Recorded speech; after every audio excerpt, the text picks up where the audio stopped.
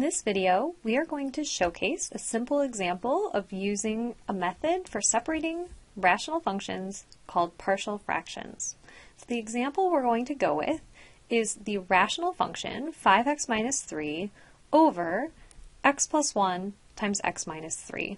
And we want this method to run as parallel as possible to the method that we did in the previous video. So previously, when we had a rational function, we thought first about how we would split up the denominator into separate pieces. In our numerical example, the denominator was 35, and we broke it up as 5 times 3. The way that we've written the denominator of this rational function is indicating the way in which it is a product of things. And so we imagine that we could have possibly gotten a common denominator of x plus 1 times x minus 3 as two different pieces. Some number of pieces of x plus 1 and some other number of pieces where we had an x minus 3 in the denominator. The reason that that makes sense is that if we were to combine two fractions that looked this way, the first thing we would need to do is find a common denominator. And the way we would replace these two fractions with equivalent fractions would be to multiply this fraction, a over x plus 1, times a fancy 1 of the form x minus 3 over x minus 3. And similarly, we would take b over x minus 3 and replace it with this equivalent fraction, which we obtained by multiplying by the fancy 1, x plus 1 over x plus 1. And we see in this process of combining those two rational functions how we would get a denominator that looks like x plus 1 times x minus 3. So everything here right now is running fairly parallel to the original example with just 3 letters going on instead of the 2 letters going on, A's and B's and X's. Now that we've replaced our original fractions with equivalent fractions and we have a common denominator, we're able to combine them in the same way that we did before. The denominator stays the same, and we take the sum of the numerators. Now everything looks a whole lot more complicated here, but the thought process of going from this big equation with fractions to a statement without fractions, which is just equality of the numerators, is exactly the same process. That is, we either think about taking this big, complicated expression and just multiplying both sides by the common denominator to clear it, or when we have a fraction and we agree upon how many pieces make up the whole, if those fractions are to be equal after all, then we must have the same number of pieces. In other words, the numerators must be equal. So this expression moving forward is the one we want to zero in on, and now is where we meet a little bit of extra algebra.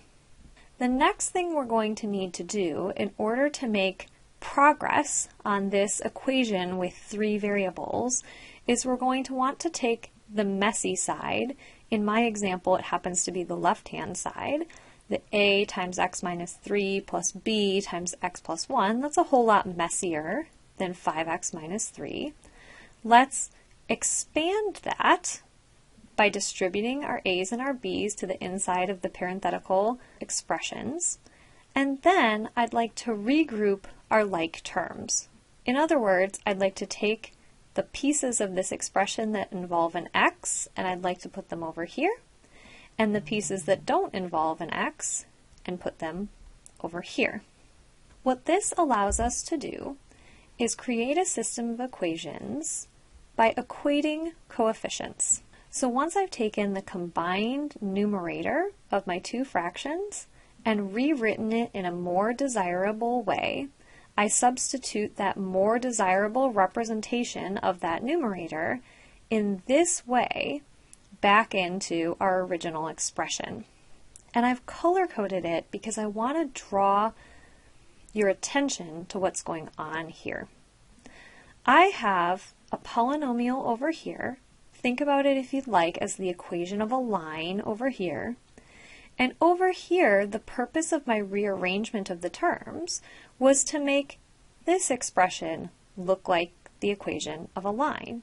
And if two lines are going to be equal in the plane, then those lines must have the same slope and they must have the same y-intercept. So from this equation, which comes out of the numerator of those two fractions being equal, I am going to separate and get rid of the variable x entirely and come up with two new equations. One equation that corresponds to the slope of the lines being equal. The coefficient on the x on the left-hand side needs to be equal to the coefficient of the x on the right-hand side so that the lines have the same slope.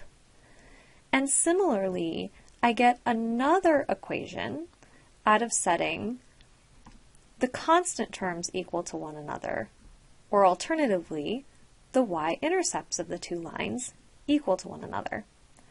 That's the only way for these two polynomials to be equal exactly, is for all of their coefficients to be the same. And here is where I actually get a benefit over the simpler fractional situation, because in the simpler fractional situation, I ended up with one equation with a's and b's in it equal to a number, and that meant that I had a lot of freedom and a lot of different ways to make something like this happen. In this situation, I now have two equations, a green equation and a purple equation, and I have two things that I don't know, the values of a and b. With two equations and two unknowns, I'm not going to find an infinite collection of solutions, I'm going to find a unique solution.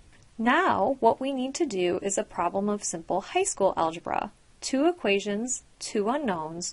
We have many mechanisms that we could use for finding the solutions. I'll outline one here briefly.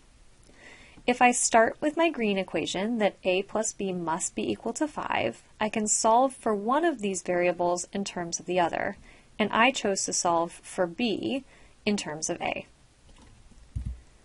Then I can move to my second equation, my purple equation, and where I see b, I can replace it with the expression above in terms of a.